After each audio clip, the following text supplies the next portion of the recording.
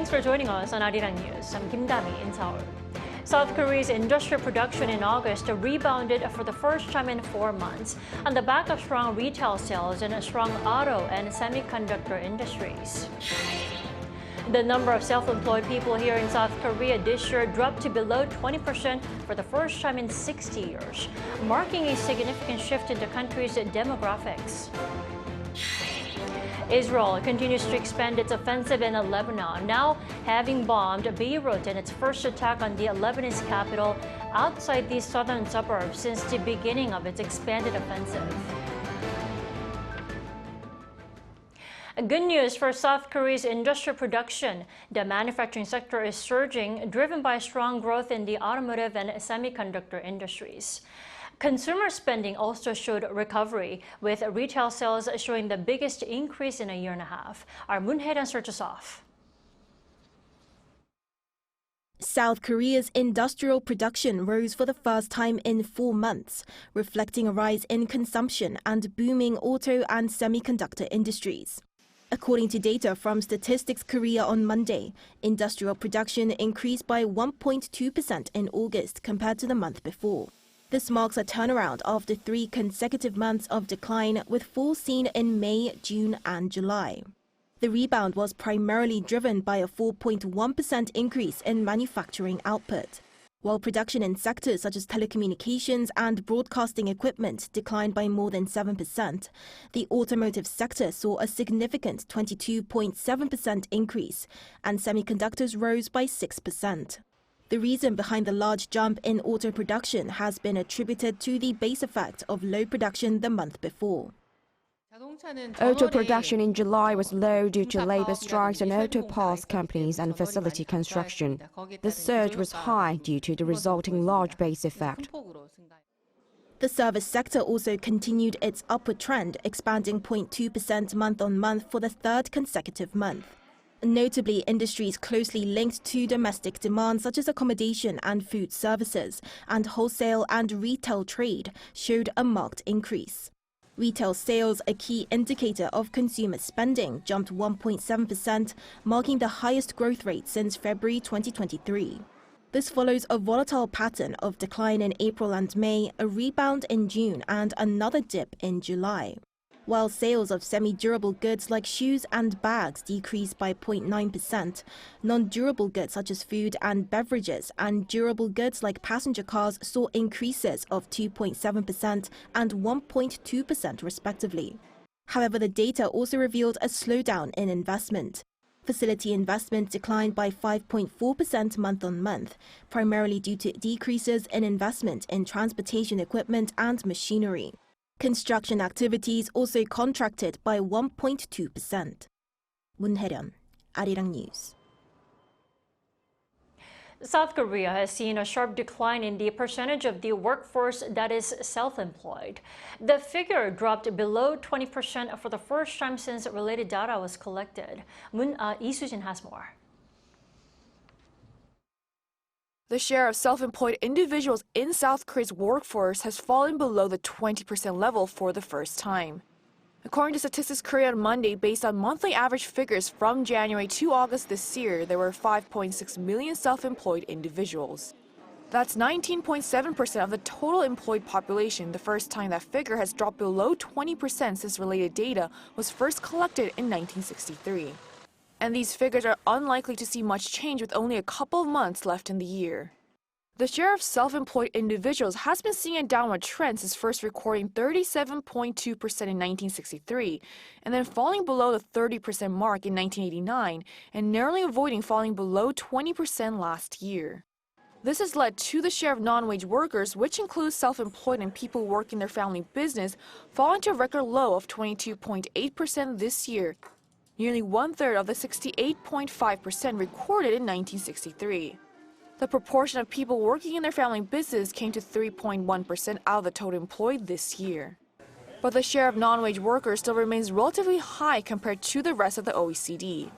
Out of the 30 OECD nations, South Korea came in at 5th last year, behind Colombia, Mexico, Chile, and Costa Rica. The share of wage workers, on the other hand, came to 77.2%, a significant increase from the 31.5% in 1963. Isujin, Arirang News. The presidential cabinet on Monday recommended President Yoon-Xi to exercise a veto against 3 bills passed unilaterally by the opposition. The bills are made up of a special probe into possible meddling by the government in an investigation into the death of a Marine, special probe into stock manipulation accusations against First Lady Kim Gun-hee, and the handing out of local currency vouchers. Prime Minister Han Duck-soo called the bills unconstitutional and that it's the president's, quote, duty to exercise vetoes when bills are against the nation's benefit. The bill on a Marine's death investigation was vetoed by President Yoon twice before this, while the one related to the First Lady was vetoed once. It will be the first time for the bill on local currency vouchers to be vetoed, with the Prime Minister citing multiple reasons for the move, including the legislative branch's infringement of the executive branch's authority over budget. President Yoon-Xi met on Monday with the Prime Minister of Slovakia, Robert Fico, at the Yongsan presidential office. Yoon's aides said that the two leaders would hold talks with a focus on strengthening practical cooperation across various sectors, discussing broader regional and international cooperation. This will be followed by a signing ceremony of memorandums of understanding before the two leaders take part in an official luncheon. South Korea and Slovakia formed diplomatic relations in 1993 and have seen consistent growth in trade volume, which hit nearly $4 billion last year. Top diplomats of South Korea and China met in New York over the weekend and agreed to continue high-level meetings, signaling a summit between their leaders later this year. Now, this comes as the two countries have seen a thaw in relations in recent months. Peun-ji has the details. South Korea's Cho Tae-yeol and his Chinese counterpart Wang Yi have met again for the first time in 2 months. At their meeting in New York on Saturday local time, on the sidelines of the UN General Assembly, they agreed to hold high-level exchanges at the APEC summit in Peru in November, right after the U.S. presidential election. The two countries' presidents typically attend the annual APEC summit, meaning that South Korean President Yoon and Chinese President Xi Jinping could sit down for a bilateral meeting later this year in Peru. During the meeting, Cho said he hopes Saturday's talks could become an opportunity for the two countries to reaffirm their commitment to maintain a positive momentum of high-level exchanges, including during the APEC summit this year. In response, Wang also expressed his full support for South Korea's hosting of the APEC summit next year in Gyeongju City. Eyes are on whether Xi will visit South Korea to attend the event, as he last visited Seoul more than 10 years ago, in July 2014. Saturday's meeting comes as relations between the two countries have improved in recent months, after a trilateral summit between South Korea, China, and Japan was held in Seoul in May, marking a thaw in relations, which have been strained under President Yoon's administration as Seoul drew closer to Washington. Peun-ji, Arirang News. South Korea's Ministry of Unification has said North Korean leader Kim Jong-un's frequent visits to flood-stricken Pyeongbuk-do province are quite unusual. In a briefing on Monday morning, the ministry's spokesperson said Kim appears to be prioritizing public sentiment management, particularly with the upcoming Workers' Party anniversary on October 10th. The North State-run Korean Central News Agency reported on Monday that Kim visited the flood-stricken region on Sunday, urging the swift and high-quality reconstruction of homes destroyed by the recent floods. Now, this is his third visit since July.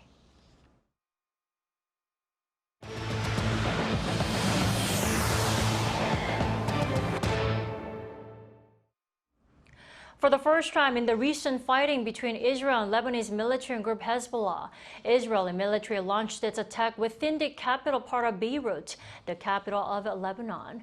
Israel has also targeted the Iran-backed Houthis rebels in Yemen. Choi Soo-hyung reports. An Israeli airstrike hit an apartment building in central Beirut on Monday. In the past week, Israel has frequently targeted Iran-backed militant group Hezbollah in Beirut's southern suburbs, but this is the first airstrike in the target in the city center. Reuters reported that an upper floor of an apartment building in the Kola district of Beirut was hit. French news agency AFP cited a security source saying that the apartment was belonged to Islamist group Jamaat Islamiyah, that the 4 people were killed by the airstrike. Meanwhile, the Israeli military has said it intercepted a missile launched from Yemen targeting Israel on Saturday. The Houthis targeted the Ben Gurion International Airport located in its capital Tel Aviv as Prime Minister Benjamin Netanyahu was returning from the US. In response, Israel launched a massive attack in Yemen on Sunday, targeting the Iran-backed militant group. The Israeli strikes killed at least 4 people and injured 29 others. Marking the second such Israeli attack in Yemen in just over 2 months, the Israeli military used dozens of aircraft, including fighter jets. The Israeli military said that the Houthis have been operating under the direction and funding of Iran, undermining regional stability and disrupting global freedom of navigation. Meanwhile, the Israeli military also announced that it has been successful in eliminating key members of the Hezbollah leadership. The military said that its recent airstrike killed 20 Hezbollah members. The head of Lebanon's Hezbollah was killed on Friday, along with his right-hand man. Amid growing fears of an all-out war in the Middle East, U.S. President Joe Biden said he would speak with Israeli Prime Minister Benjamin Netanyahu. Biden says he believes an all-out war in the region must be avoided, but did not say when he plans to meet with the Israeli leader. Choi Soo-hyung, Arirang News. Pope Francis has denounced Israel's latest attacks in Lebanon, calling them beyond morality. During an in-flight press conference en route to Italy from Belgium on Sunday, when asked about Israel's recent attacks in Lebanon, the Pope stated that defense must always be proportionate to the attack. Though he didn't explicitly mention Israel, he criticized the military attacks. The Pope is usually cautious on making statements on ongoing violent conflicts, but he has more openly spoken about Israel's military actions in recent weeks. Last week, the Pope claimed that Israeli airstrikes in Lebanon were unacceptable and urged the international community to halt the conflict. A Category 4 hurricane swept through the southeast U.S., killing over 90 people and leaving millions without power. Hurricane Helene is the strongest hurricane on record to make landfall in the region. Yoon-Xi reports. At least 90 people have died and extensive devastation has been caused by and in the wake of Category 4 Hurricane Helene, the strongest hurricane on record to make landfall in Florida's Big Bend. Helene hit the southeastern U.S. on Thursday evening local time with wind speeds of 225 kilometers per hour. It quickly blew through Georgia, leaving the state in a condition described by the state's governor as looking like a bomb went off. It also moved through the Carolinas and Tennessee, where its wind speed weakened but soaked the states with torrential rain, causing massive flooding. Fatalities were reported across 6 states as of Sunday. According to county and state officials, North Carolina reported at least 36 people dead and at least 25 in South Carolina, including 2 firefighters. At least 17 died in Georgia, at least 11 in Florida, 2 in Virginia, and 2 in Tennessee. The hurricane cut power to some 2.4 million people across several states and also caused widespread communication outages. Scores of missing person reports have been filed, around 600 in Buncombe County of North Carolina alone. While the death toll is expected to rise in the affected states, former FEMA Administrator Craig Fugate said that issues with communications infrastructure mean there is hope that the worst has not happened to those who can't be reached. The U.S. Transportation Department said Sunday that hundreds of roads would remain closed in the Carolinas. On the same day, an Energy Department spokesperson said there is no estimated time frame for the restoration of power in the impacted areas. People are also facing frustration from disrupted fuel supplies with hours-long lines to fill up empty tanks, while supply shortages are being reported from some gas stations. We've been sitting in line since 6 o'clock this morning, and it was 9:30 that I checked whenever she asked me what time we were getting gas, and so it's been a struggle because even earlier we had somebody sitting in line blocking our fuel truck, and all we were trying to do was get him to move out of the way so we could get our fuel and get more people the gas so everybody else can either get traveling where they need to be or just out and about so we can have fuel for ourselves, because we're not going to have power for about 2 weeks for some people. With the search for survivors ongoing, President Joe Biden declared federal emergencies in the 6 states, as he called the devastation overwhelming. The scale of the destruction caused by Hurricane Helene will become clearer in the coming days, but so far, between $95 billion and $110 billion worth of damage has been reported.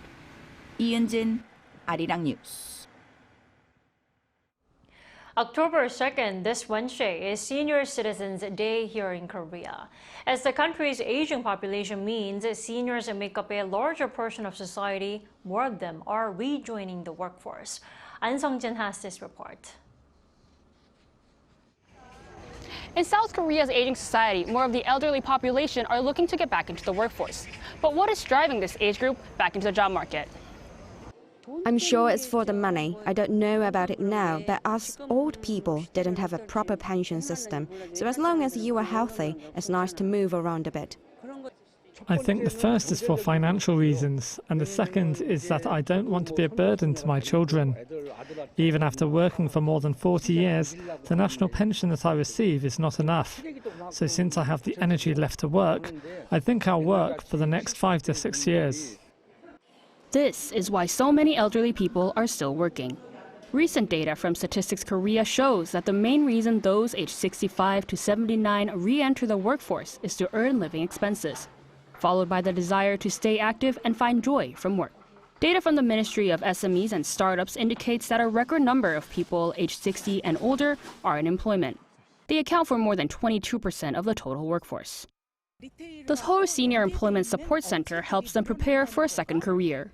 66-year-old Choi Seung-hee is one of those who makes the most of the programs on offer. 도보배달 앱에서 신규 배송이 뜹니다. Choi spends her time delivering small items over a walkable distance, whether it be groceries, cosmetics, or simple meals. She'll choose her delivery order and head to the store to pick up the item. Once it's been received, she'll double-check the destination and head to drop it off. Choi says this side hustle has given her life so much meaning. When I had nothing to do, not only was I lonely, but I did a lot of unnecessary overthinking, which is why re-entering the workforce helped me so much. It's a great benefit that I can stay healthy and make my own pocket money as well, so I'll continue as long as I can. I hope there are more opportunities for seniors in the job market. The Seoul Senior Employment Support Center teaches its elderly students the tools needed for the modern workplace, such as how to use maps on smartphones. We teach basic skills necessary for employment, such as how to write a resume, search for jobs on a smartphone, and other educational programs. We also provide job training depending on the various sectors of employment. As we enter a super aging society, and since everyone is healthy and passionate, there are a lot of seniors who want to work. Our goal is to provide the necessary education and help them work as much as possible. The Health Ministry has pledged to create more than 1 million jobs for the elderly population by 2027. However, other factors also need to be improved, whether it be the quality of the jobs or the sustainability of these senior programs. It's important to create jobs other than those created by the government. I think the current system that prevents people from working because of their age should change. If people have the physical strength and the ability to continue working, I hope they'll be given the opportunity to work. The elderly population in South Korea is only expected to grow, and in order to cater to their needs and utilize them as effective workers in society, education and job training seems vital. An Sung-jin, Arirang News.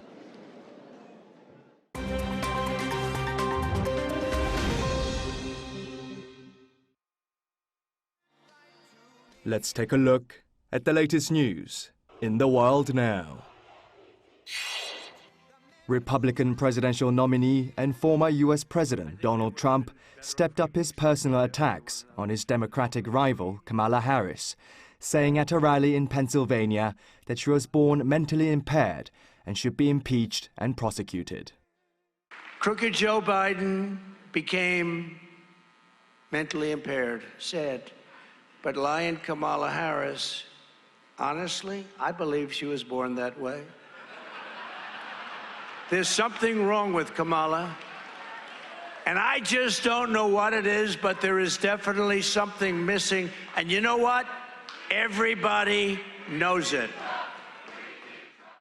With just over 1 month left until the November presidential election, Trump intensified his personal offensive attacks at his rally in Erie, Pennsylvania on Saturday, while some senior Republicans distanced themselves from his comments. South Carolina Republican Senator Lindsey Graham said on CNN that, quote, "I just think the better course to take is to prosecute the case that our policies are destroying the country." Donald Trump has previously made personal attacks at Kamala Harris, calling the Democratic candidate stupid, weak, dumb as a rock, and lazy. Schools in Nepal shut down for 3 days on Sunday after landslides and floods triggered by heavy rain across the country reportedly killed at least 151 people, while 56 remain missing. Up to 322.2 millimeters of rain fell beginning early on Friday, raising the nation's main Bagmati River 2.2 meters above its danger mark. Downpours in the valley around Nepal's capital, Kathmandu, brought the city of 4 million to a standstill, with residents jumping across rooftops to escape the threatening water levels, from which some 3,600 people have already been rescued. According to Nepal state media, 10,000 police officers, volunteers, and army personnel were mobilized for the search and rescue efforts. Despite signs of easing, more rain is forecast until Tuesday. New Zealand has reclaimed the world record for the largest mass haka after over 6,000 people performed the war dance together at a rugby stadium.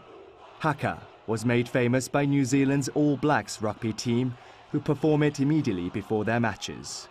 A total of 6,531 Kiwis joined to perform the Kamate Haka at the Eden Park Rugby Stadium in Auckland, with men, women and children all completing the vigorous traditional dance. A Guinness World Records adjudicator confirmed the number of participants and announced the previous world record held by France since 2014, with 4,028 participants, had been broken. Auckland organisers said they had hoped for up to 10,000 participants, but were pleased regardless to set the new world record. Kim Seong, Arirang News.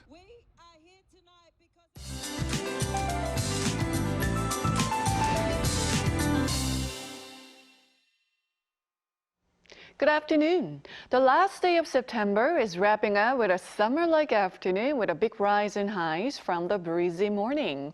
Taegwallyeong in Gangwon-do even had single-digit morning temperatures, so please beware of big gaps in readings and do dress accordingly today. Afternoon temperatures should be 3 to 5 degrees higher than season norms, topping out at 28 degrees Celsius in most parts of Korea this afternoon. Sunny skies are expected with decent air quality all day today.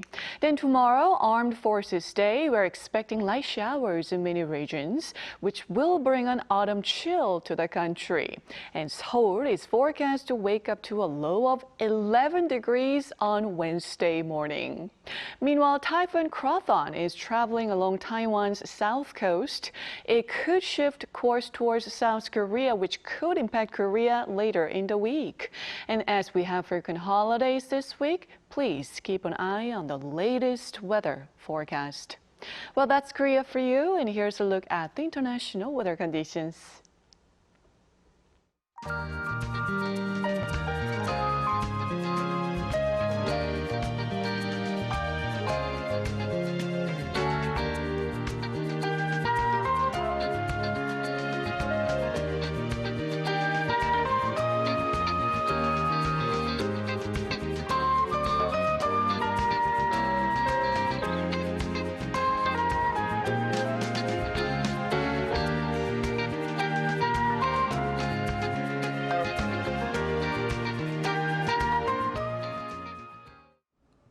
That's all we have for our midday edition of Arirang News. Thanks for watching.